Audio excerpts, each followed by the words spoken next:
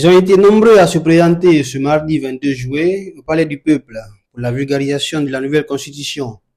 Une rencontre organisée par Madame la gouverneure de la ville de Conakry sous la haute autorité de Monsieur le Premier ministre Amadou Ouriba. Cette initiative vise à situer en plein pied les citoyens dans la connaissance de la nouvelle constitution.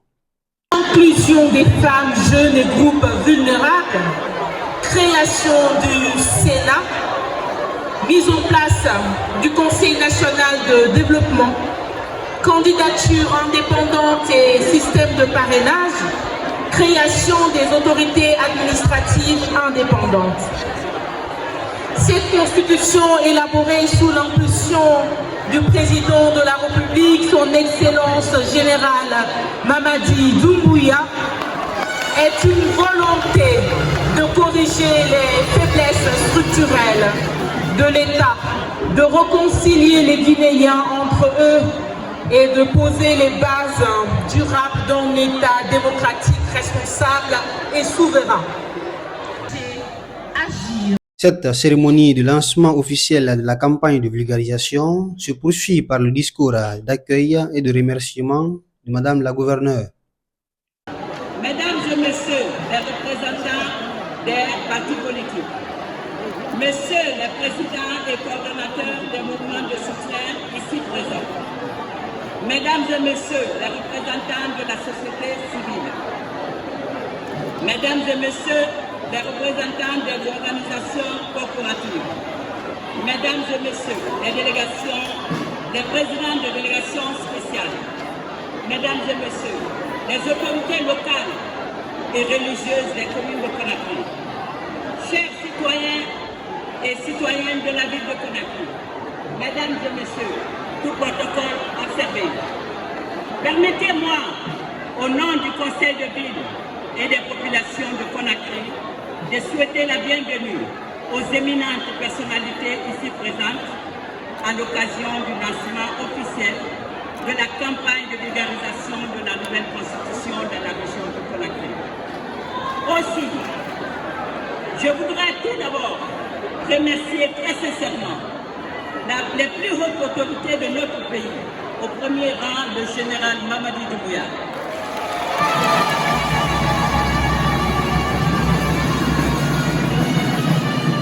De la République, chef de l'État, chef suprême des armées, pour les efforts de refondation entrepris depuis l'avènement du CNRD le 5 septembre 2021. Le Premier ministre a commencé son discours par des salutations communautaires, une façon d'exprimer l'objectif d'unification des citoyens dans cette nouvelle constitution qui nous ressemble et nous rassemble.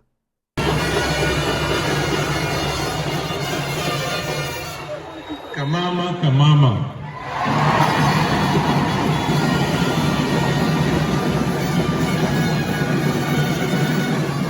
Pitié.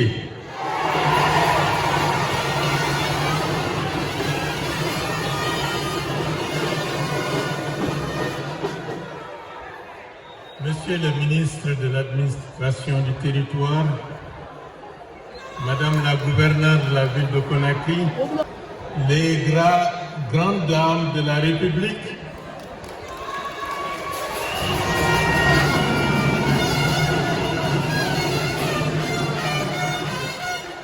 les représentants des organisations socio-politiques et économiques, c'est un grand jour pour nous d'être là aujourd'hui pour le lancement de la vulgarisation du projet constitutionnel. La Constitution, c'est comme le code de la route pour permettre d'organiser la circulation routière. Et quelqu'un qui ne connaît pas le code de la route, lorsqu'il s'engage dans la circulation, il va de soi, s'il ne connaît pas le code de la route, il va être facteur d'accidents ou de situations conflictuelles. Donc, il faut connaître le code de la route. Il faut connaître la loi fondamentale de son pays. D'abord pour connaître ses droits. Celui qui ne connaît pas ses droits n'est pas libre. Et nous voulons que le peuple guinéen soit libre, que ce peuple connaisse ses droits.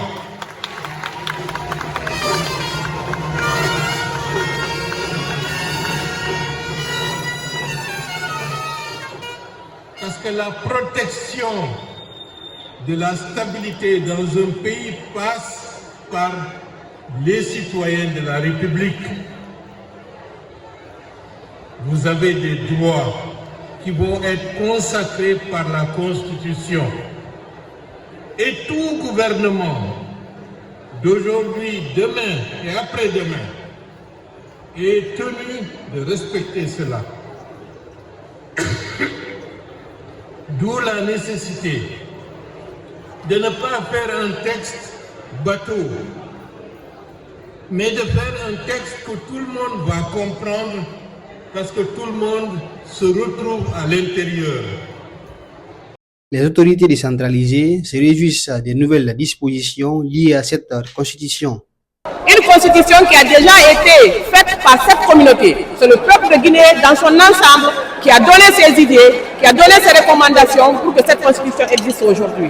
Nous allons la vulgariser comme notre mission nous a été donnée dans notre communauté pour que chaque citoyen prenne connaissance du contenu de cette constitution, prenne connaissance des avantages qu'il a dans cette constitution, le rôle des femmes, le droit des femmes qui seront respectés désormais dans notre pays, le rôle et le droit des enfants qui seront aussi respectés dans notre pays, et tout ce qui structure nos grandes institutions sera porté à la connaissance de la communauté de son pays. Elles sont acceptées. Au-delà de ça, au niveau de l'Assemblée nationale, on avait une Assemblée nationale multipartite. Mais aujourd'hui, nous avons une Assemblée nationale avec des sénateurs. Des sénateurs qui représenteront désormais les représentations de toutes les couches sociales. Car les sénateurs seront issus des membres des conseils communaux et des membres des conseils régionaux. Une première fois dans l'histoire de notre pays. Nous nous réjouissons et que les plus faibles ont été tenus compte dans cette nouvelle constitution.